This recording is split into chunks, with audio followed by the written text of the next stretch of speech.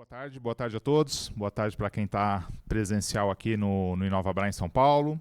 Boa tarde para quem está em casa nos acompanhando. Hoje é mais um evento da Fora Intelligence, com dois convidados especiais aqui. A ideia é debater macroeconomia e como dados podem afetar, né, o processo de tomada de decisão. Então eu sou o Juan, eu sou cofundador da Fora Intelligence, sou presidente do conselho. Atuo também como economista na Fora Intelligence, fazendo muitas reuniões em clientes de conjuntura, né? E hoje temos dois convidados, a Thaís Zara, que é economista da LCA. Obrigado pela presença, Thaís. E o Roberto Padovani, que é economista-chefe do BV. O Padovani foi meu chefe há muitos anos atrás, né, Padovani? Na Tendência Consultoria, onde eu iniciei a minha carreira profissional. E temos também o Bruno Lavieri, que é economista-chefe da Fora Intelligence. E a ideia, de novo, é debater conjuntura, debater dados e como tirar, né, informações ali de dados para o processo de tomada de decisão. Tá? A gente vai fazer um debate, enfim, eu vou trazendo perguntas, trocando aqui com a Thaís, com o Roberto e com o Bruno. E o Bruno vai projetando para vocês também, dentro da nossa base de dados, as séries que a gente está debatendo. Então, a gente vai passar por economia internacional, vai passar por política, vai passar por diversos temas de economia, e o Bruno vai passando ali também os gráficos. Então eu vou começar com você, Thaís, a mesa redonda, né? Então deixa eu me juntar aqui a vocês. E dentro do debate econômico, né? Assim, a Thaís e o Padovani fazem muitas apresentações, né? E tem toda uma lógica, né? Um storytelling dessas apresentações. A gente sempre começa com o mundo, depois passa em política, aí sim entra na economia. Então, começando com o mundo, Thaís, como é que você está vendo esse quadro conjuntural, sobretudo dos Estados Unidos, né? Em termos de atividade econômica e taxa de juros, né? Essa postergação que tem nos afetado tanto. Perfeito. Boa tarde, pessoal. Obrigada pelo convite. Muito bom estar aqui com vocês. Eu vou começar retomando um pouquinho a história desde o princípio, desde o final do ano passado, vamos colocar assim. Acho que desde a pandemia. A pandemia trouxe um choque de oferta, a inflação começou a subir, os governos, muito preocupados com o consumo, incentivaram bastante o consumo, e a gente acabou tendo uma inflação de demanda. A inflação subiu e os bancos centrais precisaram agir, eles precisaram elevar as taxas de juros. No final do ano passado, a gente já tinha uma percepção de que essa inflação tinha começado a recuar e que os bancos centrais já não precisavam mais subir a taxa de juros. De fato, eles pararam de subir a taxa de juros. No finalzinho do ano passado, se criou um consenso de que, olha, próximo passo é queda, né? Mas o que a gente viu foi um certo repique da inflação. Não diria nenhum repique. É um movimento natural, né? Você tem uma desinflação que ela acontece de uma forma gradual e ela não é contínua no tempo. Então, como a gente teve essa inflação um pouco mais forte no primeiro trimestre do ano, o mercado de trabalho ainda bastante resiliente, principalmente nos Estados Unidos, isso fez com que o Banco Central norte-americano, de certa forma, frustrasse essa percepção de que ia começar a baixar os juros logo mais, né? E aí o que a gente viu foi até uma certa preocupação. Será que o Banco Central norte-americano não vai ter que voltar a subir os juros para trazer essa inflação para baixo? Essa foi uma preocupação que apareceu até 2 semanas atrás. E aí o que a gente viu foi o presidente do Banco Central norte-americano trazendo essa informação de que, olha, a gente realmente acha que vai ter que esperar um pouco mais para começar essa trajetória de queda, a gente vai ter taxas mais altas por mais tempo, mas não é o caso da gente voltar a subir os juros. Então, ele trouxe essa mensagem que acalmou um pouco os mercados, e desde então a gente teve 2 dados que foram muito melhores, né, do ponto de vista de quem quer ver a inflação recuando nos Estados Unidos. A gente teve um dado de mercado de trabalho que começa a mostrar um pouco mais de desemprego, um mercado de trabalho começando a dar sinais de que está esfriando. E isso é bom para a inflação, isso ajuda, né, nessa trajetória de queda da inflação. E hoje a gente teve o dado de inflação ao consumidor, que também veio um pouquinho abaixo ali das expectativas. Então, isso também deixou ali o mercado um pouquinho mais calmo. A princípio, hoje, a gente imagina que seja possível que o Banco Central norte-americano comece a reduzir os juros na reunião de setembro, e aí ele vai fazer isso de uma forma gradual. Então, em setembro, a gente tem um corte de juros, pula a reunião de novembro, tem outro corte de juros em dezembro. Isso seria ali 2 cortes de juros nesse ano. Quando a gente olha, as expectativas de mercado apontam para um quadro parecido com esse, né? É mais ou menos isso que está dentro dos preços. O que é interessante a gente notar, né, é que é um sinal de que a gente não vai ter uma recessão nos Estados Unidos, né? A grande preocupação que a gente tinha no ano passado é se a gente não podia ter apertado demais a política monetária lá nos Estados Unidos e isso trazer uma recessão. Não foi o caso. A gente viu até um certo aquecimento aí da economia, a gente vai ter um crescimento forte esse ano. Então, isso reduziu um pouco esse medo de recessão, e essa é a boa notícia. A gente precisa que a economia norte-americana desacelere, isso é importante para a inflação voltar a cair, né? E a boa notícia é que parece que a gente está rumando nesse sentido.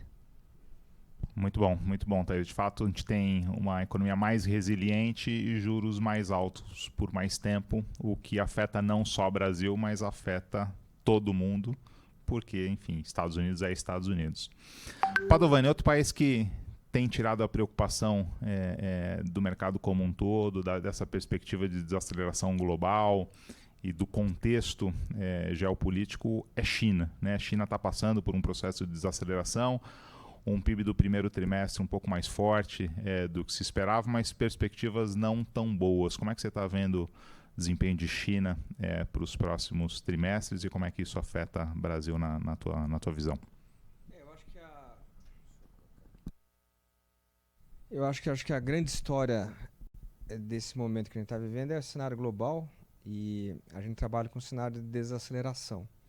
Acho que a história de Estados Unidos e Europa, uma desaceleração cíclica, também não estamos vendo nenhuma recessão, nada importante acontecendo, mas o que deixa a gente com um viés mais negativo é a China, que é a tua pergunta, né? E a China a gente vê uma sobreposição de talvez 3 fatores que estruturalmente afetam o crescimento. O primeiro deles é o custo da mão de obra em alta, isso não é de agora, já vem há algum tempo, né? O processo de urbanização está se esgotando, e o que a gente vê é o custo unitário da mão de obra subindo na China há um bom tempo. Então a China ela vem perdendo mercados globais. Para a minha geração é uma novidade ver China, a gente se acostumou a ver China crescendo a um ritmo médio de 9,5% ao ano, produtos industriais chineses baratos pelo mundo. Acho que esse mundo acabou porque o custo de produção na China subiu e a China vem sendo menos competitiva. Então acho que isso reduz um pouco o crescimento. A outra história sobreposta é que depois de 40 anos crescendo alucinadamente, você teve aí uma bolha imobiliária que estourou, e os aprendizados que a gente tem olhando a experiência de Japão, Coreia do Sul aqui, para você superar essas crises imobiliárias, a gente até mesmo o subprime nos Estados Unidos em 2008, são processos lentos, né? Você tem que desalavancar famílias e empresas, e esse processo requer tempo. Então a gente acha que não é só a China perdendo mercados globais, mas a China também sofrendo com consumo local, né? E por último, a cereja no bolo é tensões geopolíticas com os Estados Unidos, né? Um cenário que o Trump ganha, isso deve ganhar fôlego já. O tempo parece que voltou essa semana, né? A questão comercial entre Estados Unidos e China. E depois de pandemia também, eu acho que há uma desconfiança maior com relação a questões de logística. Então, eu não conheço nenhum estudo assim definitivo, mas a impressão que eu tenho é que esse processo de desglobalização, né, o pessoal tem batizado aí com outros nomes, afeta o dinamismo da economia chinesa. Então, esses 3 aspectos sobrepostos explicam uma tendência de desaceleração na China pelos últimos 15 anos. E isso, na nossa cabeça, explica um canal de baixa para preços de matérias-primas. Então, o que para a gente importa, essa história toda, um pouco que a Thaís falou, essa história de China, é que os próximos 2, 3 anos, o Brasil ele vai estar inserido num contexto global, não de crise, mas nem de longe ser um quadro exuberante, o que ajuda a gente aqui do ponto de vista da inflação, traz impacto sobre dinâmica política, tem uma série de repercussões. Mas eu acho que a grande história na nossa cabeça é um mundo que desacelera e a China com problemas estruturais. Legal, Padu. De fato, sim, a gente também compartilha, né, desse cenário de mundo crescendo um pouco menos, né, menos do que vinha crescendo no pré-pandemia. Não sei se o Bruno plotou ali número de crescimento chinês, número de crescimento global, né, também em patamares um pouco menores. Mas não são os fatores, né, se a gente for pensar bem. É um mundo que não nos ajuda muito, mas também não é um mundo que chega a atrapalhar, né? Quando a gente olha para o Brasil, a gente tem problemas bem mais expressivos para lidar, né? Política fiscal. Agora a gente estava debatendo antes de começar. Banco Central não era um assunto, virou um assunto desde a semana passada, né?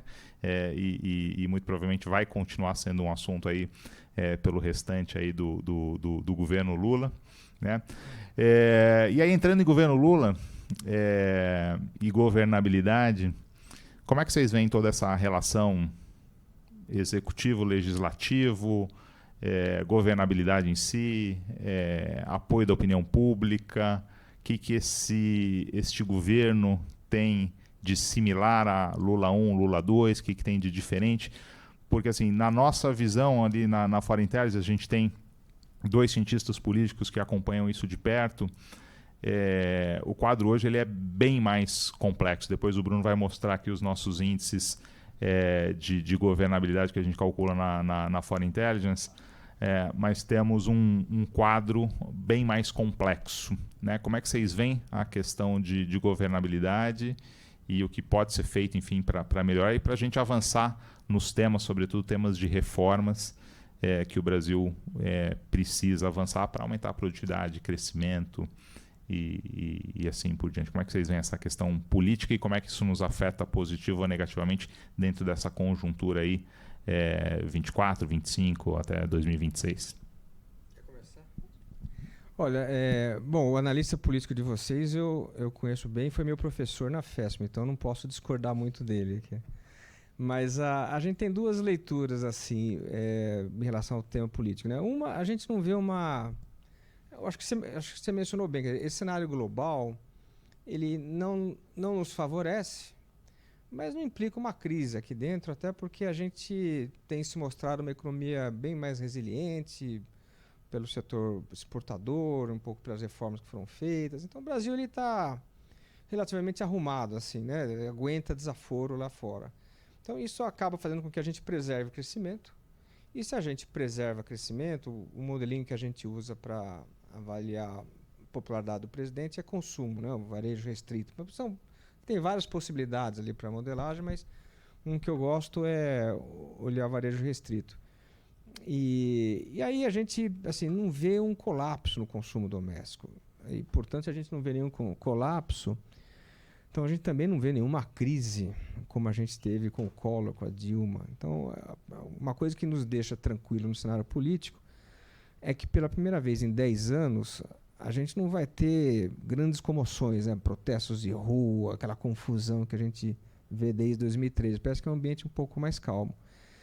Essa é a primeira avaliação nossa. Aí você poderia dizer o seguinte, então você está otimista com o cenário político. Não, né? Aí por que não? Porque eu acho que se a gente não tem uma situação global que nos leve a uma crise aguda, que leve a uma crise política, a gente tem uma economia que sofre em termos de crescimento e eu acho que não por outro motivo a gente vê que a popularidade do presidente vem caindo e aí essa popularidade, no nosso entendimento, é uma variável importante para construir cenários, porque a gente vê simultaneamente o presidente perdendo popularidade e eleições competitivas, né? Temos eleições municipais esse ano, presidenciais em 26.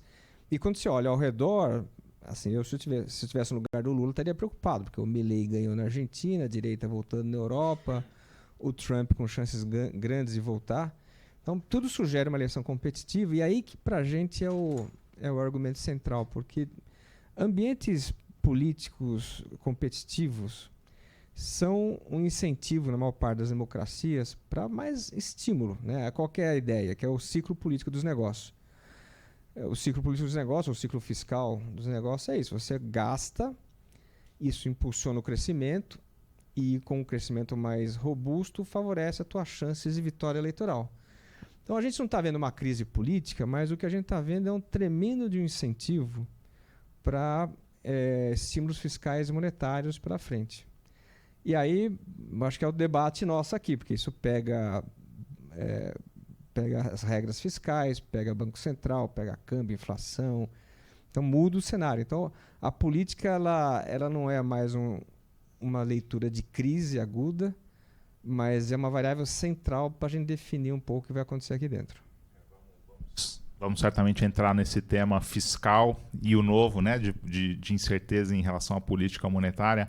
Antes, eu pediria só para o Lavieri mostrar um pouquinho mais o índice de governabilidade que a gente tem, o cientista político que o Padovani se refere é Humberto Dantas, né, que é o nosso cientista político. E esse é um índice que ele construiu com outros 3 cientistas políticos e aqui na Foreign Intelligence, que mostra justamente a governabilidade do presidente sobre 3 horas. Fala um pouquinho do índice, Bruno. Isso. A ideia do IGOV, né, que é o índice de governabilidade, é unir justamente as 3 óticas, né, dessa governabilidade, né, que uma é a opinião pública, outra é a relação com o legislativo e a terceira seria a relação com o judiciário. Tá? Então, a gente tentou buscar indicadores quantitativos nessas 3 frentes, né? E a gente conseguiu, e com isso a gente consolida esse indicador, né? Esse aqui já é o IGOV que junta as 3. A gente tem elas separadas, né? Para o legislativo, para o judiciário e para a opinião pública, e aqui é justamente o agregado, né? Dá para ver até que tem umas rupturas, né, de um período para o outro, é quando existe a troca de presidente e aí você tem um vácuo, né, normalmente de pesquisas de opinião, muitas vezes até de MPs, né, que transitam ou nos legislativos, ou às vezes até no STF. Então é por isso que tem esses pequenos vácuos. Tá? Mas a ideia é, numa série longa, né, isso traz bastante informação para a gente, inclusive que, né, agora no Lula 3, o que a gente está vendo é algo muito diferente do que o próprio Lula viu no seu primeiro e segundo mandatos. Né? Então, a gente ainda não está, né, como o Padovani falou, num patamar preocupante, né, de revoltas e crises, como teve a Dilma, né? Mas não é um patamar confortável. Né? Não só não é confortável, como que puxa para baixo a relação do executivo com o legislativo. Né? E aí todos as medidas, né, que são aprovadas ou rejeitadas, vetos do presidente, derrubada de veto, vai e volta, né, temas, né, como a questão da desoneração da folha, que foi para o STF, houve uma negociação, mas ainda está parado, não se aprovou nada. Diante desse todo esse contexto, Thaís, eu sei que a gente vai falar também de atividade, mas como é que você vê essa preocupação que o Padovani trouxe em relação a uma política fiscal mais frouxa? A gente teve a aprovação do novo arcabouço e que em menos de um ano já teve as suas metas alteradas, e também de estímulos agora na questão do monetário, aonde, coincidentemente ou não, né, o Banco Central diz que não é uma coincidência, mas a gente teve os 4 diretores indicados pelo presidente Lula, né, na última reunião do Copom, do Banco Central, votando por uma redução de 0,5 ponto percentual, e os 5 diretores que lá estavam e que seguem, né, que foram indicados pelo presidente Bolsonaro, pelo ex-presidente Bolsonaro, votando por uma redução de 0,25, né, e uma grande parte do mercado leu isso como um indicativo de que quando tivermos a maioria dos indicados pelo presidente Lula, que é a partir de janeiro do ano que vem,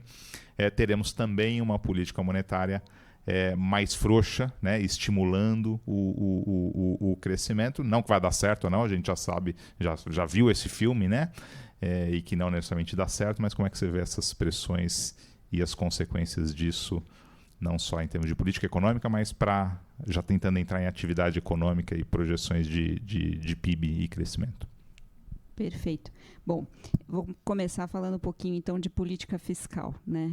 Conforme o Padovani colocou, a gente tem bastante pressão por gastos. Né? A gente teve a revisão da meta, como você bem colocou. Então, aquela perspectiva de que a gente já pudesse chegar no ano que vem com superávites primários já foi revista. Né? Agora, a gente tem uma meta de resultado primário 0 no ano que vem. basicamente, a gente começou o ano passado com boas perspectivas para a aprovação de reformas, né? Acho que a gente teve um avanço significativo com a reforma tributária, que está sendo discutida. Mas, no que diz respeito ao ajuste fiscal, ao arcabouço, foi colocada uma meta de gasto que, se você olhar a trajetória dos gastos obrigatórios, você vê que logo mais ela deixa de ser factível, né? Então, em algum momento, a gente vai ter que rediscutir, e esse algum momento não vai demorar muito, né? A gente vai ter que rediscutir esses gastos obrigatórios, porque eles vão crescendo num ritmo que, no fim do dia, vão acabar comprimindo e trazendo as discricionárias para zero. E as discricionárias, você tem bastante coisa ali que realmente não dá para você abrir mão. Então, tem esse problema de desenho, em algum momento a gente vai ter que rediscutir esses gastos, e, ao mesmo tempo, uma parte significativa do ajuste fiscal que foi proposto, né, quando se pensou em ter um superávit primário em 2026, em 2025, se pensava que a gente poderia ter um aumento de receitas, né, e essa relação um pouco mais complicada com o Congresso, embora a gente esteja conseguindo, de certa forma, conter ali um pouco as pautas bombas, né, os aumentos de gastos que a gente teve no ano passado, mas, no fim do dia, a gente não conseguiu aumentar a receita da forma como a gente precisaria e de forma recorrente para a gente ter esse ajuste fiscal. Então, são duas frentes que a gente precisaria avançar bastante para conseguir trazer esse equilíbrio fiscal, tá? É possível que a gente ainda veja alguma discussão disso acontecendo no segundo semestre, mas é bastante difícil, né? Não são temas que são fáceis, são temas que são sensíveis. Tem a eleição municipal, e aí logo em seguida a gente já vai começar a entrar no clima ali de 2025, né? Tem a troca ali de comando das casas. Então, esse ano a gente tem um calendário mais complicado. Talvez para o ano que vem, talvez, mas politicamente é bastante difícil a gente seguir nessa agenda. Então, do ponto de vista fiscal, a gente teve uma deterioração. Ela aconteceu de uma forma concomitante à deterioração do ambiente internacional, então isso a gente acabou vendo se refletido ali no câmbio. E isso nos traz ao Copom, né? Essa deterioração aconteceu no momento em que a gente ainda tinha uma sinalização prospectiva para a próxima reunião, para a reunião seguinte, de uma queda de 0,5 ponto percentual. Como é de praxe, quando a gente tem uma mudança de cenário, foram feitas comunicações não formais a respeito de que, olha, o cenário mudou, eu posso mudar de decisão, mas, de acordo com o que a ata nos disse ontem, alguns diretores acabaram preferindo seguir o guidance formal. E eles colocaram lá, né, textualmente, que isso, né, eles pretendem que isso não seja lido como uma certa leniência com a inflação da parte deles. Mas é inevitável, o cristal trincou, e agora eles vão precisar recompor esse cristal. Eles vão tentar remendar, que é muito difícil, mas isso se constrói ao longo do tempo. Vão tentar ganhar novamente a confiança do mercado e espantar essa percepção de que eles sejam um pouco mais lenientes com a inflação. Isso pode requerer juros um pouco mais altos no curto prazo. Então, se antes de todos esses eventos a gente podia vislumbrar a Selic chegando a 9,75, por exemplo, agora a gente imagina que ela chegue em 10,25 e aí fique parada por um bom tempo. A gente imagina que um novo Banco Central assumindo em 2025, não o novo, né, mas alguns diretores novos, né, novo presidente, assumindo em 2025, vão tentar manter trazer essa reputação, né, de se mostrar um pouco mais fortes ali no combate à inflação, e eles não iniciariam uma queda de Selic de forma imediata. Mas, eventualmente, com o passar do tempo, a gente poderia ver a Selic sendo reduzida, especialmente se a gente tiver ali algum tipo de moderação das expectativas de inflação. Mas vai depender bastante se a gente não vai ter uma deterioração ainda maior das expectativas de inflação nos próximos meses.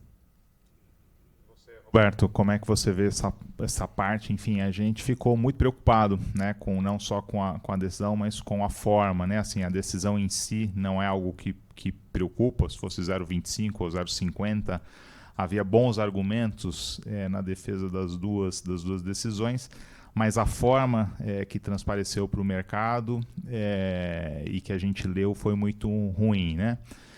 No sentido de que pode sim haver uma pressão política. A gente vê rotineiramente, né, o presidente Lula reclamando dos juros, o vice-presidente Geraldo Alckmin, ministro, reclamando dos juros, o próprio ministro da Fazenda, Fernando Haddad, reclamando dos juros, a Simone Tebet, do Planejamento, reclamando dos juros, e indicações para o Banco Central que, querendo ou não, vem do mesmo núcleo político, né? O Galípoli, que está sendo, né, cotado para a presidência, era o número 2 do Ministério da Fazenda.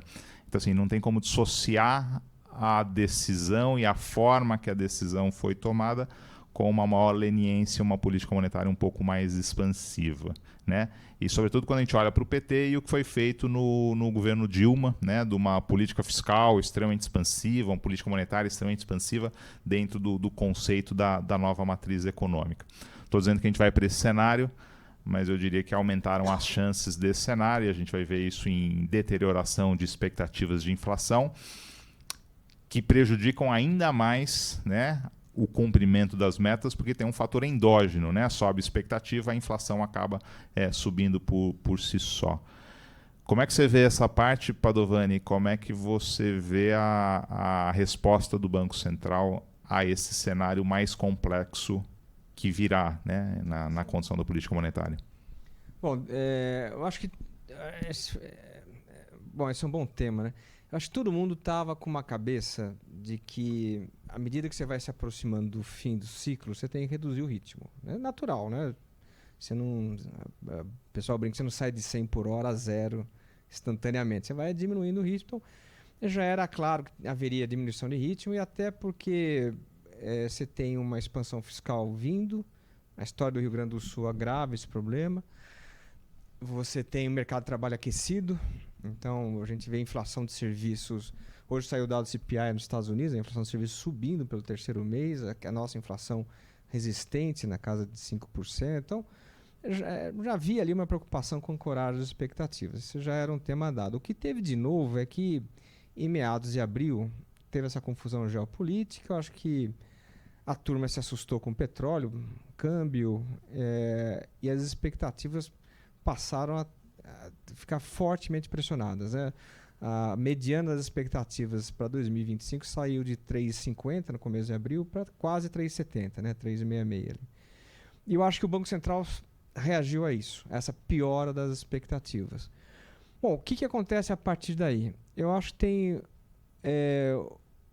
tem uma história boa e ruim, né? A história boa é que o Banco Central já sinalizou rapidamente que, tem pouco espaço para corte. Você está com 10,25, né, Thaís?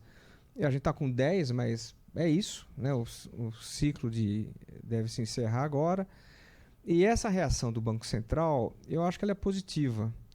Porque isso é um pouco pela reação à pior das expectativas, mas tem um paper do Carlos Viana, que foi diretor do Banco Central, que eu gosto muito, que ele analisa as transições nos comandos dos bancos centrais nos últimos anos. E, empiricamente, ele percebe o seguinte: olha, os bancos centrais estão saindo e os que estão entrando tendem a ser conservadores, porque, como você tem dúvidas sobre as preferências do próximo BC, então você é mais conservador para, como a Thaís falou, construir reputação e, com isso, ancorar as expectativas. Então, eu acho que essa reação do nosso BC hoje ela é bem-vinda. Assim, eu acho que a forma como ela foi feita foi ruim, o desenho, a coordenação interna, mas eu acho que tá ok, né? Eu acho que faz sentido. Então essa é uma leitura boa e, portanto, eu acho que esse esforço do Banco Central, supostamente, né, dissipando alguns choques que a gente teve no câmbio, petróleo, as expectativas podem voltar a convergir Então, eu não vejo mais eles cortando juros esse ano, mas eu acho que é uma reação boa. Essa é a parte boa da história. A parte mais negativa é que eu acho que, infelizmente, a gente não vai ter um cenário de extremos. Assim, o próximo Banco Central vai repetir Dilma II. Não é isso, né? Mas, dado esse ambiente político que a gente estava falando aqui, eu acho que isso vai fazer com que o próximo presidente do Banco Central tome mais riscos, teste um pouco mais. Não é algo necessariamente que tem a ver com o próximo presidente. O próprio Roberto Campos Neto, durante a pandemia, tomou risco, né? Ele colocou a Selic a 2, então é uma preferência do presidente. Eu acho que o próximo presidente não vai fazer nenhuma lambança, não vai ter nenhuma guinada na gestão monetária. Ele vai precisar construir reputação, mas a gente vai ver ele também testando. Então, quando você conta essas duas histórias, a gente lá no banco acabou montando um seguinte cenário. Parece que, esquecendo que tem transição no comando, parece que o Banco Central fez uma pausa no processo de afrouxamento monetário. Parou agora nos 10,25, espera a coisa rodar, depois retoma esse processo. Só que aí eu acho que vai, ao longo do tempo, eu acho que ele vai exagerar um pouco. Não acho, de novo, não é uma guinada na gestão monetária, nada disso. Mas eu acho que vai haver uma tentativa de se repetir um processo que a gente já viveu com a Dilma, que é de você não perseguir o centro da meta. O centro da meta é 3. Eu acho que a gente está diante no Banco Central que vai aceitar 4, 4,5. Eu, assim, para minha felicidade, estive no teu país, Argentina, né? E voltei de lá feliz da vida, achando que, eu fico com meus 4% de inflação aqui, né? Então, não é esses 4%, 4,5% de inflação não é alguma coisa que gera impacto político imediato. Isso vai gerar um desconforto nos mercados futuros de juros, mas alguma coisa controlada. Então, a impressão que eu tenho é que é uma estratégia cujo dano é controlado. E aí você vai ver o próximo presidente voltando a cortar juros ao longo de 25 e 26. Um pouco esse cenário. Concordo, Padovani. Assim, a gente revisou não só a queda para agora, a gente também está com os 10,25, mas a gente tem uma retomada de queda no começo de 25, justamente com essa nova composição, mas revisamos a inflação para cima, né? Tanto do ano que vem quanto de 2026, né? Por entender que é um governo que não vai buscar o centro da meta, vai buscar algo dentro da banda. Hoje a banda é mais estreita, né? Lá na Dilma era 4,5 com 2, né? Então podia chegar até 6,5, que foi onde a gente navegou ao longo dos anos da Dilma. E hoje o centro é 3 com 4,5 de teto, né? Então eu concordo ali, algo como 4, estourando 4,5, mais algo dentro da banda, falando, acertei, tá aqui dentro da banda, tá entregue. O que implica uma política monetária mais frouxa. Sim, em termos de juro nominal talvez não tenha muita diferença, mas como a inflação é mais alta, o juro real ele vai ser um pouquinho menor. Já entrando em atividade econômica, e aí puxando a bola para o Bruno. Bruno, falando um pouquinho de atividade, a gente fez alguns exercícios aí, assim, a gente teve um primeiro trimestre um pouco mais positivo, números estavam sendo revistos para cima de PIB, e vem a tragédia no Rio Grande do Sul, com todos os impactos que a gente ainda está vivendo e algumas estimativas que o mercado, né, e a gente já tem feito. Bruno, você quer comentar um pouquinho o exercício que a gente fez para o Rio Grande do Sul, qual que é o impacto que isso traz para o Brasil e qual a perspectiva nossa de atividade econômica para esse ano? Sim, vamos lá. Bom, em vista dos acontecimentos, né, enfim, da tragédia lá no Rio Grande do Sul, a ideia foi antecipar minimamente o que isso traria em termos de PIB, em termos de atividade econômica, tanto regional quanto a nível Brasil, né? Enfim, o Rio Grande do Sul ele é grande o bastante para afetar o resto do Brasil, ainda que não muito, né? Se não me engano tem um peso ali em torno de 6,5% no PIB, tá? Então, enfim, qualquer variação mais brusca lá, obviamente que afeta o resto do país, né? O exercício que a gente fez, né, assim, ainda que muito simplista, né, a gente tentou olhar para o PIB do Estado, né, e aqui na 4i a gente tem esse olhar, né, do PIB estadual aberto pela ótica da oferta. Então a gente olhou ali, né, qual seria o impacto esperado em agronegócio, indústria e serviços em cada trimestre, tá? E colocando choques negativos em relação à nossa projeção original. né? E vale ter em mente que a projeção original era de um ano muito bom para o Rio Grande do Sul, em função principalmente da safra agrícola por lá, né? Eles vêm de 2 ou 3 anos muito ruins para o agro, e esse seria um ano normal. Um ano normal geraria um ganho de 20% no PIB agro. Tá? Então, por isso, o PIB do Rio Grande do Sul, né, por isso também, por indústria e serviços, ficaria em torno de 5,5% de crescimento em 2024. Tá? A questão é que, com esses choques negativos, né, e aí começando pelo agro, a gente já viu que pouco mais de 80% da safra nesse segundo trimestre já havia sido colhida, mesmo considerando que parte desses estoques, né, do que já foi colhido, eventualmente seja perdido. Tá? Então, a gente colocou um aproveitamento, né, de 3/4 do PIB agropecuário no segundo trimestre, e um efeito que, de certa forma, perdura parcialmente no terceiro e no quarto tri. Né? Então, a ideia é que mesmo no terceiro e no quarto você não consegue voltar lá ao nível máximo de produção. Enfim, o solo foi afetado, a capacidade produtiva, as máquinas foram afetadas. Então, por isso, o agro sofre um pouco mais, tá? Até o final do ano. Na parte de serviços, né, a gente fez um exercício, na verdade, parecido com o que a gente viu durante a pandemia. Né? Na pandemia, a gente viu uma mudança de padrão de consumo, ou seja, as pessoas passaram a consumir mais, né, gastar mais da sua renda com supermercados, com bens não duráveis, né, e cortar quase que totalmente serviços. Né? Então, a gente vê ali serviços sobrando só principalmente o varejo, né? E ali na parte de turismo, logística, essas devem sofrer um bocado. Tá? Neste segundo tri. No terceiro e no quarto voltariam em tese ao normal, ao nível que seria sem, né, essas enchentes. Na indústria a história é um pouco diferente, né? Porque a paralisação que você tem temporariamente, né, você consegue repor essa produção que você deixou de ter no segundo tri, você consegue repor ela no terceiro e no quarto. Né? O caminhão que você não produziu hoje, você pode produzir ele a mais amanhã, no final do ano quase fica no 0-0. Além disso, né, a indústria, dentro do PIB, ela contempla a parte de construção civil. Né? E a gente sabe que uma reconstrução vai ser necessária ali de várias, enfim, casas, armazéns. Então, tudo isso tende a trazer um efeito positivo para o PIB, sendo que a gente não sente o negativo. Né? Quando uma casa é demolida, isso não aparece no PIB. Só quando ela é construída. Tá? Então, enfim, tem essa questão estatística, né, se a gente puder dizer assim, que tende a trazer um efeito minimamente positivo para o PIB do Rio Grande do Sul. Ainda assim, né, quando a gente compõe o ano inteiro, a gente deve ter um resultado muito mais fraco. Né? Da projeção original de 5,5% de crescimento, a gente está falando hoje de um crescimento de só 0,5%. Tá? É positivo, né? Ainda não é uma retração de PIB, como seria de se imaginar num cenário desses, tá? Mas, enfim, são 5 pontos percentuais, não é pouca coisa.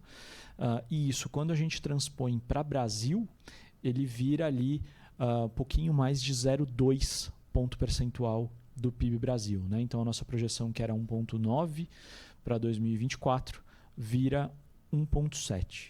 Né? E só para não perder o fio da meada ainda sobre Rio Grande do Sul, a ideia é que o crescimento previsto para 25, né, passa a ser muito bom.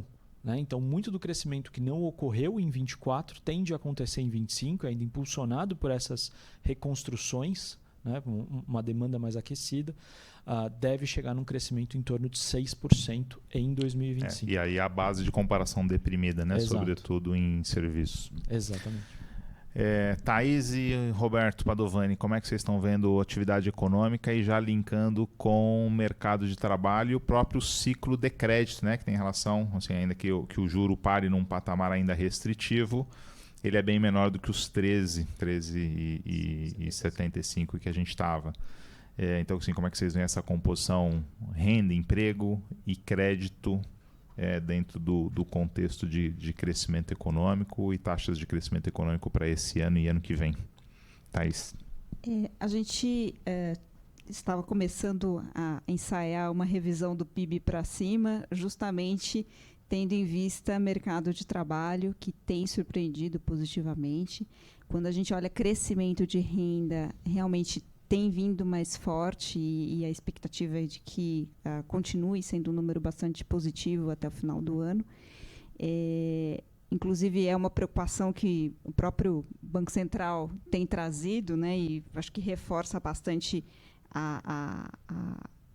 o voto ali por ser um pouco mais cauteloso na condução da política monetária, porque realmente esse mercado de trabalho tem estado bastante aquecido. Quando a gente olha o rendimento, a gente vê um crescimento bastante forte, reajustes salariais reais, então muitos dissídios coletivos, mais de 90% acima da inflação passada. Então, são pontos que realmente sinalizam que a gente está num bom momento de mercado de trabalho, que a gente está num momento positivo e que você pode ser um pouco mais cauteloso com os juros. É diferente de uma situação em que você está com uma política monetária extremamente restritiva e precisa incentivar a economia. Então, o mercado de trabalho a gente já via sinais de recuperação e também o crédito é algo que a gente vem alertando já e trabalhando desde o ano passado, essa recuperação que tem acontecido. Quando a gente olha a pessoa jurídica, a gente vê uma inadimplência em queda, principalmente de grandes empresas. Tá? Tinham sofrido bastante ao longo do ano passado, principalmente ali com o caso Americanas, né, e outras grandes empresas. Isso está começando a sair do balanço dos bancos, então isso está começando a abrir espaço para você ter um aumento aí de crédito para as empresas. Tem o desenrola aí das micro e pequenas, que vai ajudar também um pouco. Outras formas de financiamento, de captação, emissões, etc., também estão crescendo bastante. E isso, como você bem colocou, num ambiente em que a gente vê uma taxa de juros mais baixa. Pode não chegar a ser tão baixa quanto a gente imaginava, mas a gente está num patamar de restrição de política monetária bem menor do que o que a gente tinha no ano passado. Então, são perspectivas, do ponto de vista da atividade econômica, bastante positivas, o que pode influenciar aí negativamente o PIB e que, nesse momento, faz com que a gente espere um pouco para fazer essa revisão, é justamente, obviamente, a questão do Rio Grande do Sul, né, que existe uma enorme incerteza de quanto tempo as fábricas vão ficar paradas, qual foi o impacto, né? Quanto de capacidade produtiva foi destruída e quão rapidamente a gente consegue repor isso. E também, pensando aí de uma forma já mais abrangente, olhando a estatística, um dos setores que mais cresceu no ano passado e que deu bastante impulso para o PIB no ano passado foi justamente setor de intermediação financeira, particularmente seguros, e a gente não sabe ainda como que essa catástrofe vai afetar. Tá? Então, como que isso vai ser contabilizado, se vai pegar a margem, como que isso vai entrar na estatística do PIB. Então, no fim do dia, isso pode trazer ali uma compensação. Por isso, por enquanto, a gente não mexeu nas nossas projeções, a gente continua ali com 1,5% de crescimento para esse ano. Tínhamos esse viés de alta e, por enquanto, estamos aguardando. Nossa história é parecida. Assim, a gente estava com a divulgação do PIB do primeiro TRI, a gente está revendo as nossas projeções para o primeiro TRI, e a gente estava só esperando o dado para mudar a nossa projeção para cima de PIB do ano, e a história do Rio Grande do Sul aparentemente vai deixar a gente parado. Né? A gente está com uma projeção de 2%. Agora, eu acho que a grande história é a renda, né? Porque o mercado de trabalho é assim, inexplicavelmente forte, né? O CAGED, o IBGE, assim, é inacreditavelmente robusto, junto com expansão fiscal. Um indicador que eu gosto de olhar é aquele indicador de renda disponível real do Banco Central, que ele passou a divulgar depois da pandemia, e ali você captura a renda do trabalho e renda dos programas sociais. O ritmo de crescimento é alucinado, lembra boom de commodities, e para a gente, lá do Banco BV, isso faz toda a diferença, porque com renda forte, o que a gente tem notado é que isso tem derrubado o comprometimento de renda das famílias. Tudo bem, tem inflação e juros em queda, mas os exercícios que a gente tem feito é muito mais a renda andando, derrubando comprometimento de renda e endividamento. Como a gente acha que esse movimento é sólido, então a gente imagina que o estresse financeiro das famílias esteja melhorando, mas só que quando você olha o endividamento é muito alto para o padrão histórico, né? Se pegar a série do Banco Central, desde 2005, você está no patamar mais alto ainda. Então a gente está vendo uma melhoria gradual no mercado de crédito vindo da renda. Aí, tentando entender pessoa física e jurídica, a gente nota a pessoa física numa situação bem melhor, na adimplência já teve o pico, já voltou para a média histórica, o último dado de março do Banco Central já está abaixo da média histórica. Lá no banco, a gente é líder do financiamento de carro usado, a gente vê o mercado voando, e quanto mais a gente tomar a decisão de oferecer financiamento, mais a gente vai andar, então a gente não vê nenhum problema. Pelo contrário, o banco bastante agressivo no mercado de pessoa física. A preocupação é a pessoa jurídica. A Thaís mencionou aqui, quando você olha a inadimplência PJ do Banco Central, meio que estabilizou, até o último dado caiu, tem uma cara ok, assim, né? Agora, o que está preocupando a gente é esse RJ. Eu ainda não consegui fechar muito, preciso amanhã ligar para o meu consultor, que é você no caso, para entender isso, porque a gente vê no dia a dia do banco RJ subindo, e quando você entra nos dados da Serasa, que tem até março, mês após mês subindo também, para pequenas e médias, para as grandes empresas. A gente, assim, o clima nosso lá no banco não é de preocupação, porque a gente vê que bem ou mal você sustenta o crescimento. Então, é uma coisa, para a gente não é nenhum sinal de que você caminha para uma crise financeira, uma crise de crédito mais importante. Mas é um ponto de atenção. Assim, a leitura nesse momento é de que, olha, parece que são velocidades diferentes de ajuste. No caso das famílias a coisa foi bem, no caso das empresas a gente está no processo ainda de ajuste. Mas essa combinação de renda com crédito permite sustentar a confiança do consumidor em alta, e mesmo com o agro sofrendo, mesmo antes da história do Rio Grande do Sul, o agro já ia sofrer esse ano, mas a gente nota que o consumo atenua essa desaceleração no agro.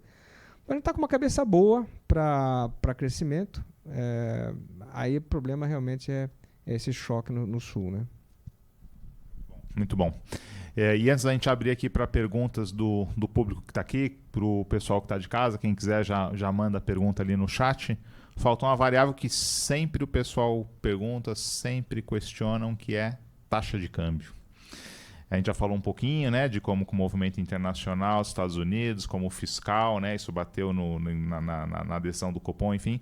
Como é que vocês estão vendo esse câmbio mais pressionado? Volta esse ano, não volta? Tem mais espaço para ir, para voltar? Enfim, para que lado que a gente vai em relação a esse câmbio aí, que está hoje aí na casa dos 5,15? Nossa expectativa é de câmbio ao redor de 5,10, 5,15 até o final do ano.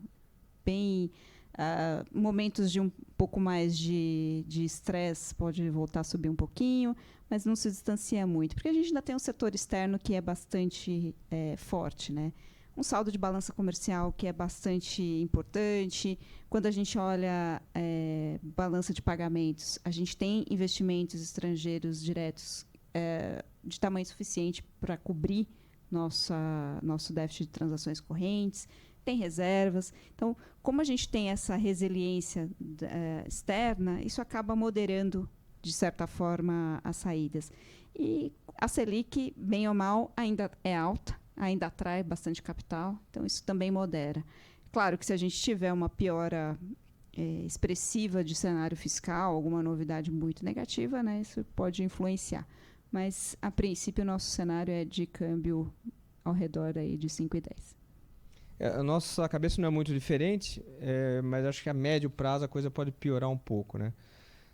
A gente teve um chefe, o Juan, que é o Gustavo Loyola, que ele falava assim que burro não aprende, burro acostuma, né? Então eu já acostumei a olhar os movimentos do câmbio e o que a gente aprende na coisa de Brasil é que você tem uma combinação de piora de risco, que é risco global piorando, e risco fiscal piorando. Então, risco subindo. Segunda variável, preço de matérias-primas, eu acho que é para baixo, que historicamente não ajuda a nossa moeda. E a terceira variável é juros. E aí tem um ponto importante da Thaís, que como a gente achava que os juros iam cair mais rápido esse ano, não vão, isso protege o câmbio também, de uma desvalorização.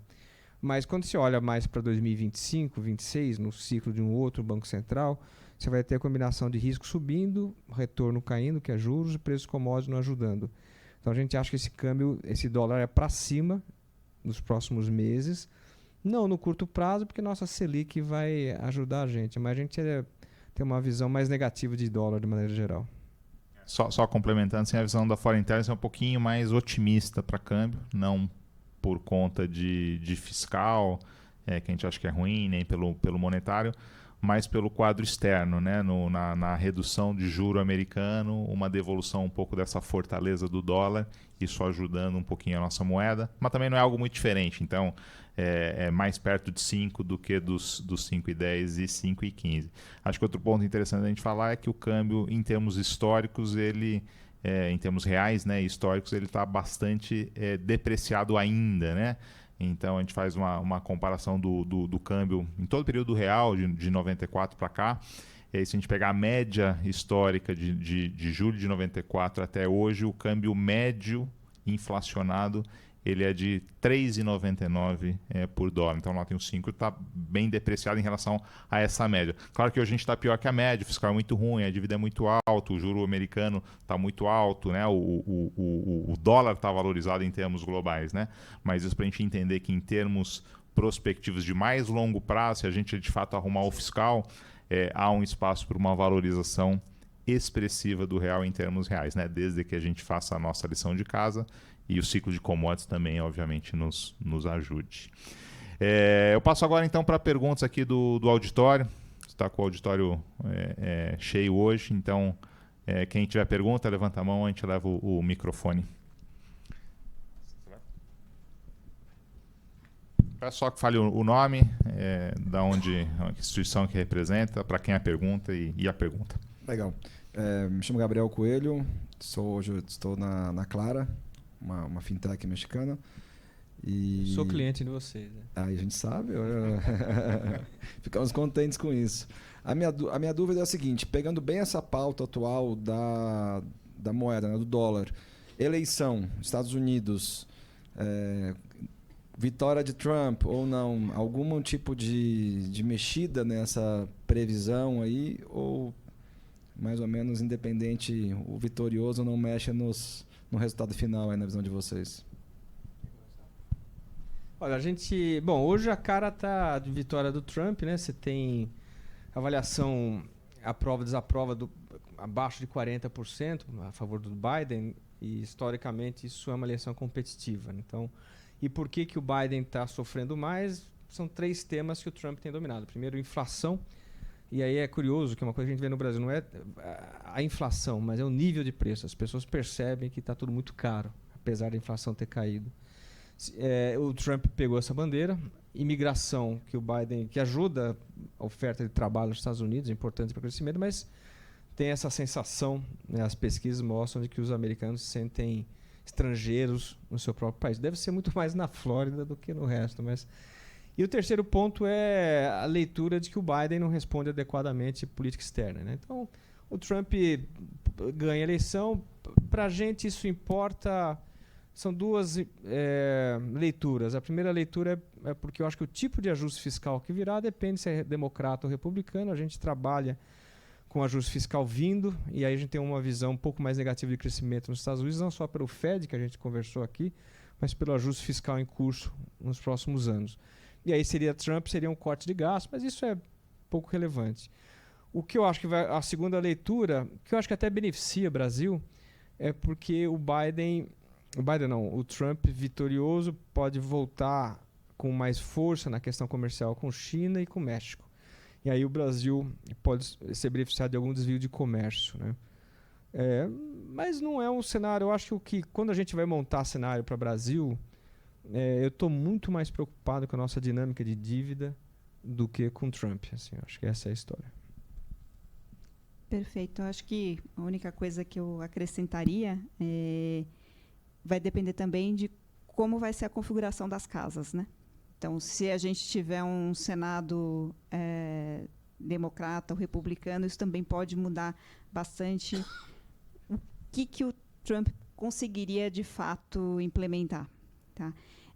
De toda forma, acho que um outro ponto que a gente pode colocar é que um mundo com o Trump como presidente pode ser um mundo mais volátil, porque ele tem essa característica de falar muito e nem sempre as promessas se concretizam, mas naquele primeiro momento tem aquele estresse. Então pode ter um pouco mais de volatilidade e aí câmbio internacional e Brasil junto. Próxima pergunta ali. Você leva? Você quer complementar alguma coisa, Lavi? Não. As respostas já foram completas aqui do Padovani e Thaís. Olá, boa noite. Me chamo Caio, sou da Fellow Consulting. Eu queria a leitura de vocês para o cenário de muitos layoffs acontecendo desde o ano passado para cá. Em algum momento a gente viu um comentário sobre o mercado de trabalho, mas qual que é a leitura que vocês estão tendo e qual que é a projeção que vocês estão vendo para o restante do ano? Posso? Ainda bem que ela está aqui, né?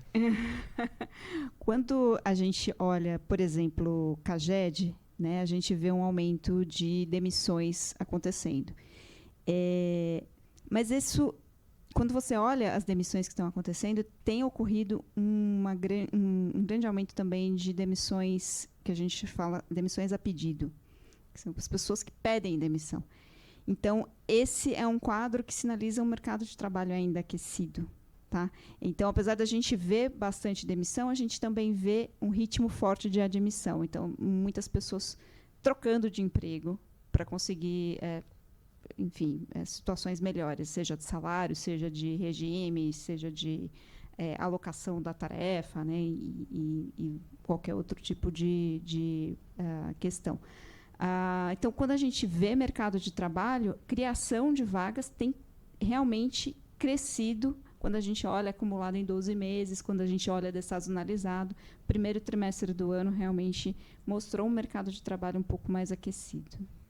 Só complementando, quando a gente olha a ocupação dentro da PNAD, olhando todas as composições de emprego, a gente tem uma aceleração esse ano em relação a 2023. Né? Ou seja, depois da gente ter recuperado pandemia, em 22 o emprego cresce mais de 7%, se não me engano 7,4%, foi um dos fatores que ajudou a puxar massa e consumo em 22. Em 23 já é um ritmo bem mais normal de crescimento de emprego, foi 1,4%, e esse ano a nossa projeção é de 1,7%, ou seja, a criação de emprego em termos líquidos, ele aumenta esse ano em relação ao ano passado. Né? O que puxa para baixo esse ano, na questão do mercado de trabalho voltando, é a questão da renda. Né? Enquanto a renda cresceu muito ano passado, esse ano a renda já ainda está crescendo, mas está crescendo bem menos, né? Desacelerando. Então, a massa de salários que cresceu quase 7%, tanto em 22 quanto em 23, esse ano desacelera bem. Mas não é o emprego o que tá fazendo essa desaceleração, é a renda. O emprego já tinha desacelerado e esse ano acelera um pouquinho em relação ao que vinha em 23. Mais alguma pergunta aqui do auditório? Tem uma pergunta ali. Olá, eu sou a Rafaela, represento a KPMG de Luxemburgo. Eu tenho uma pergunta para o Bruno. Você falou sobre a recuperação e possível melhora do PIB do Rio Grande do Sul. E eu vejo muito na Europa, a gente tem uma corrida para modelar estresse climático, no risco de crédito, risco de mercado. E eu queria saber se a 4E está pensando em algum modo de acoplar isso na projeção do PIB do Rio Grande do Sul. Porque muito provavelmente isso vai voltar a acontecer e vai ser cada vez mais frequente. Legal, obrigado pela pergunta. A gente na verdade tem aqui na nossa plataforma, né, dados de clima, temperatura, pluviometria para todos os municípios praticamente. A gente usa bastante isso, muito para produção agrícola, vendas, né, de alguns produtos que são mais sensíveis à questão climática no curto prazo. Né, justamente porque a projeção climática, né, muitas vezes ela não tem essa confiança que permita a gente antecipar grandes eventos desse tipo. Né? E aí não digo nem prever uma enchente, né, mas se preparar para, né, um evento dessa natureza. A gente usa sim, bastante de dados climáticos nas nossas modelagens, tanto para dentro de casa quanto para os nossos clientes, tá? Ou seja, para para projeções específicas quanto para as projeções de macroeconomia, mas normalmente o efeito delas é muito pequeno, justamente porque, como você falou, né, é um negócio que acontece muito a médio e longo prazo, né? Então, algo que o clima começa hoje vai afetar a economia lá na frente, né? Mas é um desafio super bacana. Eu puxei dados da nossa base, isso aqui é dado de chuva, pluviometria em milímetros na cidade de Porto Alegre, com dados diários desde 2000. Olha o que choveu dia 5 de maio. Foram quase 200 milímetros. E ele é mais, ou é o dobro dos maiores valores da série nos últimos mais de 20 anos. Aqui a gente está falando de 24 anos de dado. E ali o problema é da topografia, né, que ainda recebe água de vários outros municípios, etc. Né? Mas eu concordo contigo, né, esse tipo de evento, por conta das mudanças climáticas, etc., passa a ser cada vez mais frequente. A gente tenta trazer dentro da plataforma também informações e dados para lidar, né, com esse tipo de informação e tentar depois capturar, né, como é que esse tipo de dado e informação afeta o teu negócio, né, na parte de criação de modelos. Né, mas temos que pensar em como incorporar isso de forma rotineira, porque são eventos que serão, infelizmente, cada vez mais frequentes. Mais perguntas aqui, passamos para o online. Fernanda. Fernanda está consolidando aqui as perguntas do online, ela vai trazer aqui para a gente. Tem uma do Adalto Ricardo. Vocês esperam uma mudança no arcabouço, especificamente na parte dos gastos, de crescimento dos gastos? Olha, assim, a nossa visão é que o arcabouço já nasceu ruim, né? Ou seja, o teto de gastos tinha seus problemas, mas ele era muito simples e muito transparente em relação ao que tinha que ser feito, né, quando a coisa apertava, né? Ou seja, gasto real constante, quer aumentar gasto em alguma rúbrica, tem que diminuir a de outra rúbrica. E a gente foi furando o teto, né? Já no governo Bolsonaro, furou, e a gente fez um grande rombo no teto na aprovação da PEC da transição, né? No final do governo Bolsonaro, já ali na entrada do governo Lula, com todas as demandas de aumento de gasto de um novo governo, que é legítimo. Enfim, a gente votou, de fato a gente escolheu um governo mais gastador, o teto já não era mais suficiente ou não conseguiria atender as demandas e construímos o arcabouço. Mas o arcabouço já nasceu com metas completamente incompatíveis com as regras de arrecadação e gasto. Ou seja, é um governo que quer gastar. Para gastar dentro das métricas do novo arcabouço, precisa arrecadar. Colocou premissas que a arrecadação ia subir incompatíveis com o ritmo de crescimento econômico. Ou seja, o crescimento econômico não puxou a arrecadação no ritmo que era necessário para executar aquele gasto. O gasto veio, a arrecadação não. Ou seja, você não conseguiu fechar a diferença entre arrecadação e despesa, que é o teu déficit primário. A nossa visão na Foreign Intelligence é que essa projeção continua incompatível com as metas, mesmo as metas revistas, né? Por isso a gente continua trabalhando com o déficit primário para este ano e o déficit primário para o ano que vem. E mesmo para 2026, né? Então são déficits primários recorrentes, está certo que diminuindo ao longo do tempo, mas porque é uma arrecadação que não vem na projeção que o governo coloca, talvez porque o crescimento não vem ou porque a sensibilidade, a gente calcula muito a sensibilidade do crescimento econômico para a arrecadação. E ela é muito perto de 1. Ou seja, a arrecadação aumenta 1% quando o PIB aumenta 1%. Se o PIB aumenta 5%, a tua arrecadação vai aumentar 5%.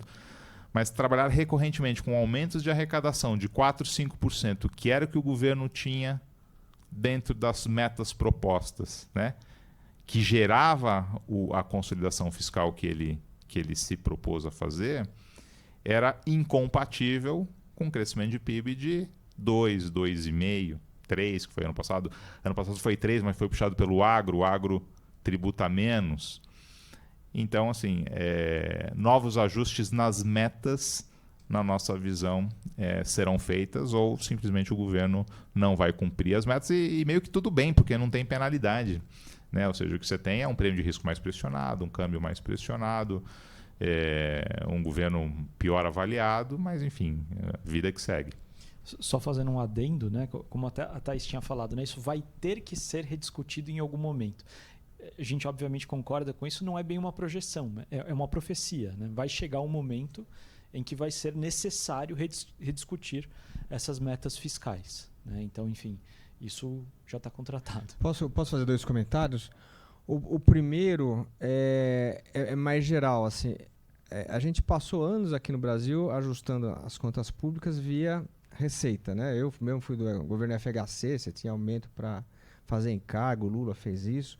Chegou um momento que acabou essa saída. Então, pela primeira vez, você teve que olhar a despesa na história brasileira. Foi o governo Temer.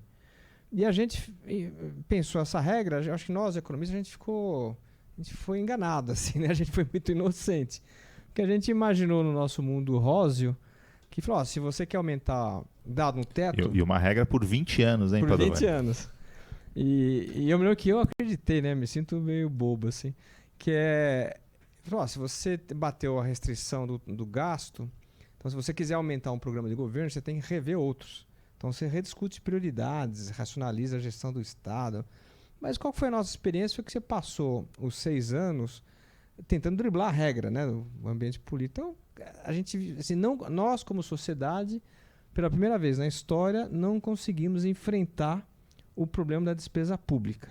Eu acho que em parte sim, via Previdência, mas esse é o primeiro comentário. O segundo comentário é que as reformas na estrutura de gastos, né, que é as despesas obrigatórias, elas não estão sendo incentivadas. Tem uma coisa que o pessoal que estuda por que as reformas são feitas, tal, ou porque as estabilizações são feitas. Tem um caso lá dos anos 80 que é inflação. Quando você tem um processo de hiperinflação e a sociedade não tem mecanismos de defesa, você tenta rapidamente resolver o problema. Agora, quando você tem instituições como correção monetária, tal, você passa a conviver e isso acaba postergando reforma. Foi o caso do Brasil.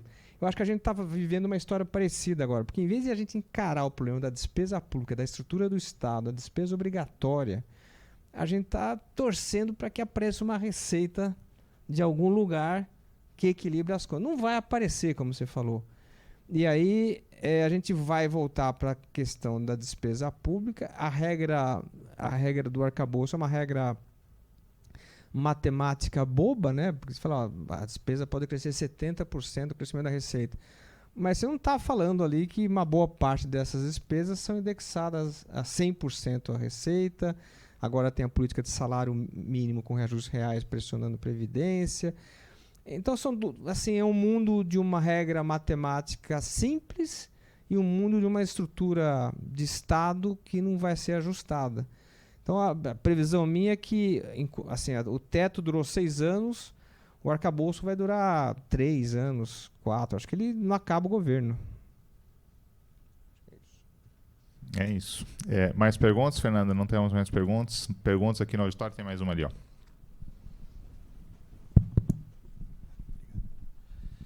Boa noite, tudo bom? Meu nome é Felipe Camargo, trabalho com a FIP hoje em dia e eu queria saber um pouco sobre crescimento futuro. Na verdade, não pensando especificamente nesse governo, não pensando especificamente no curto prazo, mas a gente está vendo uma queda de investimento, uma estabilização muito longa de produtividade da mão de obra e de produtividade geral do país. Então, quais são as expectativas de vocês para possíveis aumentos de investimento e possíveis aumentos de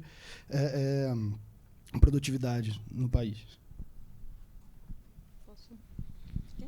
Posso começar? Bom, de fato, sim, temos um problema de PIB potencial, de produtividade, né? Então, assim, nossa visão é que a gente tem um PIB potencial aí na casa de 2%, 2% e alguma coisinha, né? Num contexto, uma produtividade que cresce pouco, estima aí, se não me engano, 0,6 ao ano, né, Lavieri? Um investimento que está hoje em nível bastante deprimido, mas tende a recuperar, né, com um ciclo positivo aqui de juros, puxado pelo setor privado, né? O setor público, capacidade de investimento muito baixa, né? Justamente faz parte das despesas discricionárias, que são as que podem ser cortadas. Então, se a gente pegar níveis de investimento público, estão nos menores patamares dos últimos 40 anos e não tem espaço para subir. Tem toda essa discussão, vamos tirar então, né? Dado que você estrangulou o Estado na capacidade de investir, vamos tirar essa rúbrica dentro da questão do déficit primário, do superávit primário das contas públicas. Não resolve o problema, né? Mas a gente tem uma limitação, a gente tem um governo que não é tão empolgado com questões relacionadas a concessões e privatizações, o que limita ainda mais investimento, sobretudo em infraestrutura. Então é uma retomada lenta, mas é um PIB ali, vamos dizer assim, entre 1,5 e 2,5, né? Ou seja, uma média ali em torno de 2, é o que a gente tem capacidade para crescer. Poderíamos crescer mais rápido? Poderíamos, desde que a gente fizesse as reformas, a gente conseguisse elevar o nível de investimento PIB, a gente conseguisse fazer reformas que aumentassem de fato a produtividade. Porque, nota, em relação ao mercado de trabalho, a gente já está estrangulado, está com desemprego de 8, pode cair um pouquinho mais? Pode. No melhor dos mundos, a gente vai ter um desemprego de 6. Mas, assim, se a gente não melhorar a produtividade da nossa mão de obra, que tem todas as restrições de uma má educação, né, questões estruturais, é muito difícil de gerar a produtividade necessária para gerar um crescimento de fato alto, né, e que a gente possa ser uma nação mais rica e mais próspera. Então, assim, infelizmente, o que a gente tem dentro da nossa estrutura atual e do cenário de maior probabilidade é uma produtividade que cresce pouco ao longo do tempo, reformas que vão avançando de forma muito gradual ao longo do tempo e um crescimento ali que fica na casa dos 2% ao ano. Concordo com o intervalo 1,5 a 2,5, também nossa cabeça é de um crescimento potencial ao redor de 2. Só para complementar o que o Juan já colocou, tem um fator que é negativo para o nosso crescimento potencial ao longo das próximas décadas, que é a questão demográfica. Tá? Então, isso, ao longo do tempo, tende a trazer um crescimento potencial menor. Por outro lado, a gente vai ter a implantação gradual de uma reforma tributária e a gente sabe que isso pode trazer aí um aumento de produtividade. Então, elas por elas, a gente está mantendo a nossa expectativa de crescimento ao redor de 2. Ainda é muito cedo para a gente conseguir entender exatamente qual vai ser o impacto dessa reforma tributária. As estimativas colocam ali alguma coisa entre meio ponto, algo nesse sentido. Então, fica nesse intervalo, 1,5 a 2,5. E vale dizer, Thaís, que os riscos são assimétricos, né? Ou seja, essa é a projeção central. Tem um cenário mais otimista? Tem, mas ele é de menor probabilidade. Tem um cenário mais pessimista? Tem, e ele é de maior probabilidade que o pessimista, que o otimista, né? Porque esse desarranjo em termos de política fiscal, política monetária, pode nos levar a um cenário em que a gente descola do resto do mundo, que segue crescendo ali em média de 3, mas a gente vai para uma média de 1, de meio, ou com retrações fortes ao longo do caminho, que foi o que a gente teve ao longo do governo Dilma, né? A gente descolou do resto do mundo com um problema nosso, um problema fiscal nosso, e que gerou a depressão econômica que gerou ali em 2015 e 2016, né? Esperamos não ir para esse cenário, mas esse cenário tem uma probabilidade razoável de ocorrência. A gente tem que estar, obviamente, ligado em quais sinais ou quais variáveis acompanhar para ver se a materialização desse cenário começa a aumentar de probabilidade. A reunião do Banco Central da semana passada é um dos fatores que, ainda que marginalmente, aumenta a probabilidade de um cenário mais pessimista se a gente tiver, de fato, um Banco Central realmente que não se importa com a inflação e que vai jogar o juro para baixo independentemente de aonde a inflação vá. Não é o que está pintando, mas é um Banco Central na margem um pouco mais leniente com a inflação. Olha, eu acho que um dos melhores economistas desse país chama Zé Márcio Camargo, né? E o Zé, ele fala assim, não é possível que as reformas que a gente fez de 2016 até agora não gerem impacto. Então, eu acho que gerou impacto. E por isso que eu concordo com as projeções. A gente estava falando de um PIB potencial aí, 2, alguma coisa nessa linha. Então, acho que ganhamos o jogo. Agora, por outro lado, a gente empata o jogo agora por 3 razões.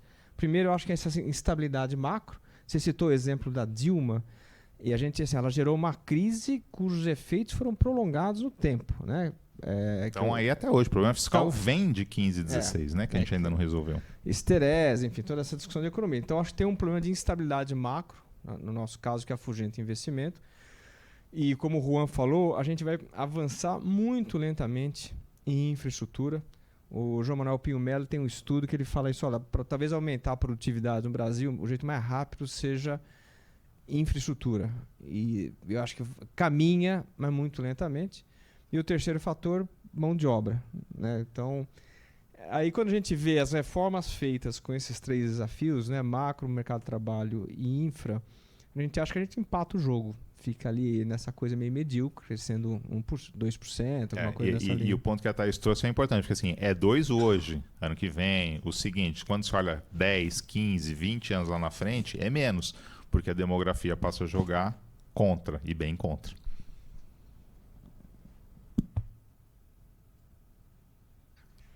Pergunta? Vamos lá. Tem mais uma ali.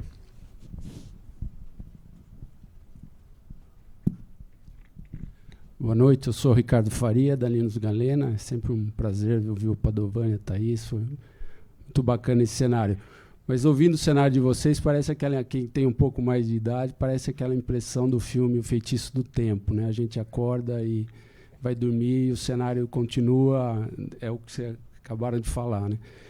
Mas eu queria questionar um pouco, até um pouco uma coisa que o Padovani comentou da questão das recuperações judiciais, porque a gente ouve falar, o Juan falou agora, né? Quer dizer, nós votamos num governo, mais uma vez, gastador, gosta de gastar, né? Então, gosta de gastar, uma parte desse gasto vai para o consumo das famílias, a gente vê uma renda crescendo, então...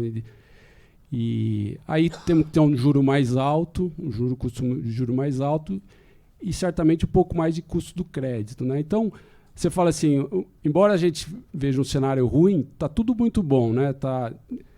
Aonde que tem o efeito colateral nisso, que eu queria questionar vocês, que seria o custo do crédito e a saúde financeira das empresas, né? Eu queria porque assim, algum lugar tem que bater, né? Não dá para a gente viver com juro alto desse sem ter um efeito colateral ruim, né? E aí eu pergunto, e a saúde financeira? Porque se a gente olha os balanços das varejistas dos 2 últimos anos, né, eles queimaram o patrimônio líquido, quer dizer, estão se dilapidando, de certa maneira. Não tenho essa experiência, acho que o Padovani pode falar alguma coisa. Se esse cenário que a gente parece, vamos consertar daqui a alguns anos, como que fica a saúde financeira, principalmente assimétrico daquelas empresas um pouco mais endividadas, que tem um custo financeiro extremamente alto, que de certa maneira, é muito ruim para elas no médio e longo prazo, né? Isso é um pouco essa questão. Deixa eu fazer um comentário curioso. Você falou do filme, eu vou te falar de um livro. Eu li um livro do Sartre, que chama Os Dados Estão Lançados. Eu li isso há 40 anos, mas aí eu lembrei dessa história. Eu li quando tinha 5 anos de idade, né, o livro. E eu reli agora, é genial a história do Sartre, porque assim, são 2 personagens que morrem. Eu não vou contar o livro para você, né? Mas aí é dada aos 2 a chance de voltar no tempo. Você vai voltar lá e tenta mudar o que não deu certo. Aí os 2 voltam desesperados para tentar mudar. E não consegue, porque a tese do Sartre é que a vontade individual não basta para mudar a rede complexa do contexto, dos acontecimentos e tal. E eu acho genial, porque a gente viu essa história acontecendo com o Lula 2, com a Dilma 1, viu no que deu. E a gente está recomeçando a contar a mesma história, né? Então a gente sabe que bicho que vai dar. Agora, no curto prazo, eu acho que as empresas aprendem a viver com isso também. Então todo mundo sabe que vai estar errado. As conversas que eu tenho com os clientes do Banco BV são um pouco nessa linha. Cara, você tem que ter uma estrutura de capital sólida, porque vai dar errado. Então eu acho que as empresas, elas estão um pouco... As grandes empresas com estrutura profissional e com uma estrutura de capital mais sólida, eu acho que elas têm hoje uma leitura de que você tem que ter mais cuidado. As micro e pequenas vão sofrer, como a gente viu lá atrás, né? Então, e aí os bancos, a gente vai ser parte do problema. Porque como a gente sabe que vai dar errado e que as empresas melhores vão estar mais ajustadas, o crédito vai ser direcionado para essa turma. Então, eu acho que a preocupação é muito mais com as micro e pequenas. Eu acho que ela realmente vai ser ruim. Não sei se vocês têm Tem um viés de seleção no mercado de crédito e na política econômica é a crença de que não, vou fazer igual, mas agora o resultado vai ser diferente, agora vai dar certo. E não vai. Assim, a expansão fiscal e monetária não vai colher mais crescimento e menos inflação, pelo contrário, né? Gera um movimento de expectativa que limita justamente a queda de juro, vai ter uma inflação mais alta e muito provavelmente menos crescimento que você poderia ter se você fizesse de fato o arroz com feijão. Mas enfim, né? Como o Padovani falou, o burro não aprende, como é que era a frase? Acostuma, né? Então assim, não tá, mas enfim, é o que temos, né? Então assim, é um cenário de fato, sim, não é o pior dos mundos, não é um cenário Argentina, né? Eu também estive na Argentina recentemente e quando você vai para o extremo, né, corrigir gera um efeito colateral e um custo para a sociedade muito, muito maior, né? Então assim, a gente está fazendo um ajuste fiscal duríssimo, com um custo social tremendo. Está funcionando? Por enquanto está, mas vamos ver quantos vão morrer até chegar ao final do processo, porque o povo está sofrendo e está sofrendo muito. Mas quando o Macri tentou fazer lentamente, também não deu tempo de fazer, então agora vamos tentar fazer rápido. Então assim, são dilemas e aí depois assim, deu errado, aí vem um novo governo gastador que não se preocupa com inflação, que emite, que isso e aquilo. Então, assim, a gente tem vivido ciclos no Brasil, mas são ciclos muito mais graduais, né? Ainda que a gente possa ver como, mudou completamente. Não mudou completamente. A gente tem instituições sólidas, a gente tem um centrão que, para o bem ou para o mal, segura, né, para os dois lados movimentos políticos. E a verdade, assim, não fosse o Congresso e todos aqueles pontos que a gente mostrou de governabilidade, a gente poderia ir num movimento muito mais rápido para esse lado mais negativo ou de políticas que a gente sabe que não funciona, mas a gente vai devagar porque tem as instituições, temos um Banco Central independente que pelo menos até então, está se comportando bem. De novo, a decisão de 25 ou 50, ambas poderiam ser muito bem fundamentadas com o cenário econômico, com os números de inflação e etc. A questão é que a forma que foi feita e a sinalização que passou que ficou ruim porque dá margem a uma interpretação que pode começar a estar tendo um movimento político também sobre o Banco Central. Isso é o que ficou ruim ali, por exemplo, né? Enfim, acho que é isso. Enfim, acho que a gente já atingiu o nosso tempo. Eu queria então pedir aqui para Padovani, Thaís e Bruno considerações finais e depois convidar todos aqui para um happy hour aqui fora. Padô, Thaís. Puxa, eu acho que eu vou pegar um pouco da tua deixa aí, Juan. Eu sou um cara que vim lá dos anos 70, né, dos anos 80, vocês não tinham nascido ainda. E eu vivi um país muito pior. E mesmo quando a gente compara o Brasil da época da Dilma recente, somos muito melhores hoje, né? As reformas são uma forma de memória institucional da crise, né? Você avança, não significa que você não possa desfazer as reformas, né? Mas significa que você ganha tempo, né? De modo geral, você vai tendo um pouco mais de fôlego. Então, eu um pouco acho nessa linha do Juan, eu não vejo... Pela primeira vez na minha vida, eu vejo as pessoas falando que o Brasil virou um porto seguro, que estamos resistentes. Eu acho que tem uma história boa do Brasil. Só que, ao mesmo tempo, isso não vai evitar que a gente prepare gradualmente, com paciência, a nossa próxima crise fiscal. Então, eu acho que é uma situação que eu estou otimista no curto prazo, só que eu acho que a gente caminha para um cenário de desequilíbrio. O que você comentou é importante, Padre. Eu lembro que em 2014 eu fui, pós-eleição, a Dilma reeleita, e fui fazer uma palestra na Venezuela. E levando, o cenário piorou, aqui o cenário pessimista, porque a gente vai ter um quadro, inflação pressionada, uma política fiscal mais frouxa, monetária mais frouxa. Os caras, nossa, teu cenário pessimista é maravilhoso, como eu queria que a Venezuela tivesse esse cenário, porque era aquele cenário de... Enfim, e a gente está 10 anos depois, Venezuela não fez correção de rota ainda, né? E ali em 2014 já era um quadro de desabastecimento, inflação alta, todo o controle governamental, tomada de empresas privadas, e você não fez o retorno, né? Assim, o Brasil, pelo menos quando entra numa rota errada, a gente tem feito o retorno pelo menos num tempo razoavelmente curto, que não gere tantos danos assim. Gera dano? Gera dano. os efeitos da Dilma a gente está colhendo como uma década perdida em termos de crescimento, ou colheu como uma década perdida de crescimento. Mas poderia ter sido muito pior. E a gente pega o caminho errado, a gente erra, mas mas a gente tem essa capacidade de correção de erro. E você citou uma coisa que é genial, assim, quanto maior a distorção, mais difícil é de corrigi-la, que é a Argentina. Então, as nossas distorções ainda são corrigíveis, né? Acho que esse é o... Eu acho que vou na mesma toada de vocês, que é exatamente o que eu queria trazer, para a gente não sair daqui com a impressão de que o Brasil não tem jeito. A gente tem desafios. O fiscal é um desafio. A gente vai ter que, em algum momento, ajustar isso. Mas, no curto prazo, a gente tem as nossas contas razoavelmente em dia, né? A gente tem a inflação razoavelmente controlada. Então, acho que a gente tem motivos para estar otimista no curto prazo.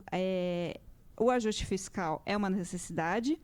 Eu me lembro quando eu estava começando minha carreira, e eu não vou detalhar quando foi, porque já faz muito tempo. Imagina a minha, então.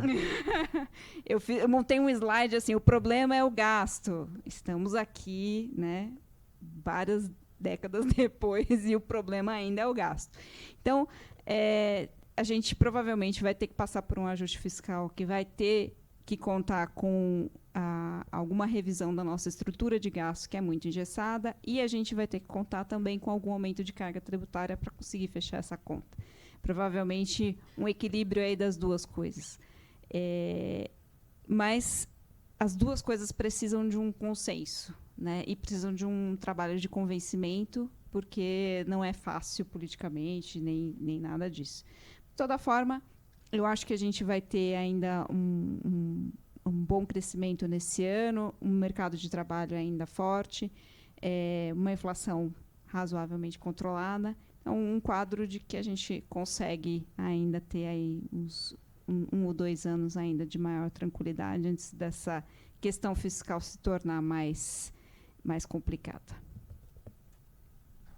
Bruno, alguma palavrinha?